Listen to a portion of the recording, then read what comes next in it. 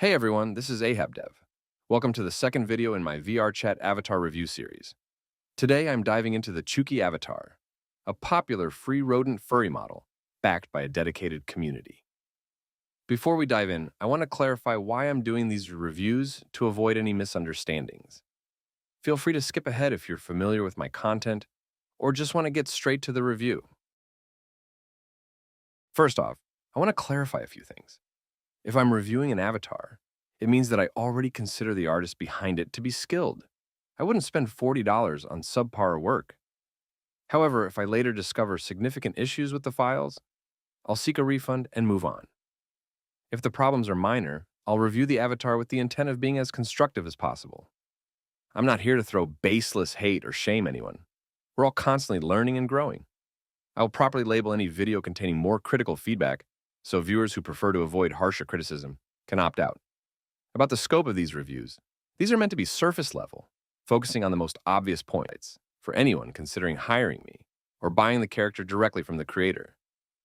Of course, there will always be people with more knowledge or differing opinions, and that's perfectly fine. I encourage constructive feedback in the comments. Let's keep the conversation educational and helpful for everyone. Lastly, I strictly adhere to each creator's terms of use for their avatars.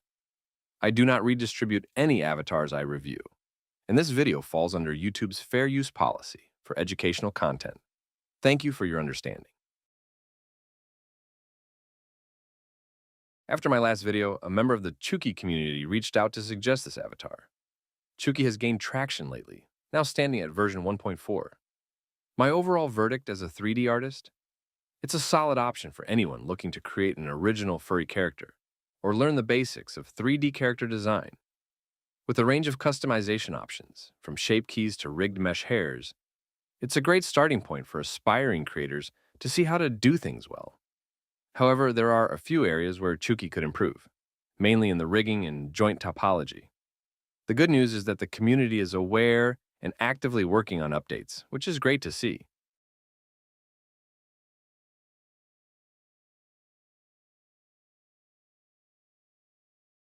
Let's get into the details. For this review, I'm skipping over the aesthetics as I consider them subjective and focusing on the avatar's structure, joint design, and usability for VRChat.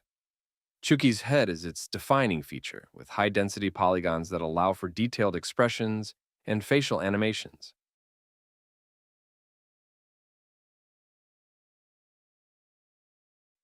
The body follows a typical anthro style, making outfit creation straightforward, as we will review later on.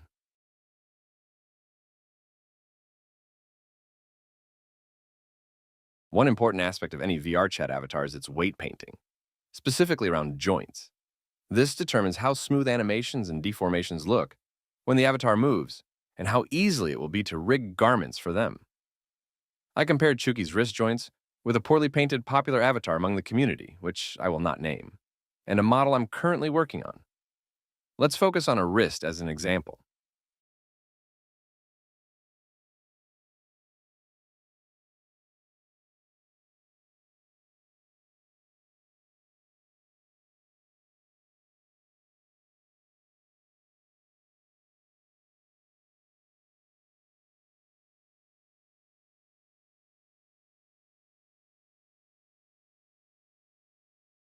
Chuki lands in a middle ground, not terrible, but not perfect either. When you bend the wrist at a 60-degree angle, for example, there's noticeable distortion. This is surprising, given that the tail rigging is handled so well with smooth weight distribution. Solution? The issue here is not the mesh density, so just adding extra loop cuts will not straightforward fix it. It's all about weight distribution. A possible fix would be to cap maximum weight values to create smoother transitions over different values areas. Therefore, I decided to try so with a custom Python Blender add-in. You can find it on my GitHub for free, link in the description. Feel free to grab it and experiment. Here's the difference after applying the fix. With the wrist at a 60-degree angle, the deformations are a bit smoother, at least as much as the low poly design allows. This is just a fast approach. A deep checking would be in need in order to improve results significantly. Chuki's edge flow is another mixed bag. It uses a combination of quads and triangles in the joints, which isn't ideal. This can cause minor issues during posing and animation. I suspect this was done to accommodate shape keys that add fur detail. However, since the effect is subtle, I would honestly scratch said shape keys and redo the area. I believe that doing so would result in cleaner deformations and better performance overall. However, at the end of the day, this is all just assumptions. The real test is how it performs in-engine or in VRChat. Since Chuki has made it to version 1.4, it's safe to say the community is fairly satisfied with it so far. Indeed, a quick animation test in Unity shows that the rigging is solid, with no visible issues. The character adapts smoothly to standard humanoid animations, like walking, despite its digitigrade legs and unique bone structure. More on that later. This test also highlights how well the physics scripts are set up. Special shout out to the mesh hair rigging. It uses the same bones for different styles, and it works flawlessly. UV unwrapping on Chuki is solid, which makes recoloring and texture edits easy. However, the lack of community-created outfits is a downside. It looks like not that many creators have made clothing for Chuki yet. From a creator's perspective, it's understandable. Making and selling outfits for a smaller community might not be worth the effort. With that in mind, I looked through one of the original Chuki's creators' social media and found some concept art featuring an outfit. I decided to create a rough interpretation of it. Fortunately, the design included a simple sleeveless top and shorts, which made it easier to work with. I'm not a fashion designer, so I prefer bringing others' ideas to life rather than creating my own. If you have any designs in mind, feel free to reach out. I'd love to collaborate. The outcome? A sleeveless hoodie and shorts, both available for free on my Gumroad. They are easy to adapt for other humanoid bases if needed. Creating the sleeveless hoodie while maintaining realistic fabric folds was initially challenging.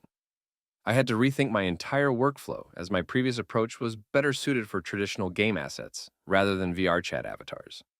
It was not about learning new techniques, but more about reevaluating how I handle polycount and density during retopology. Therefore, I ended up adjusting my polycount strategy for improved visuals over tight efficiency, which should appeal more to VRChat users. This also affects how I would review other garments from now on.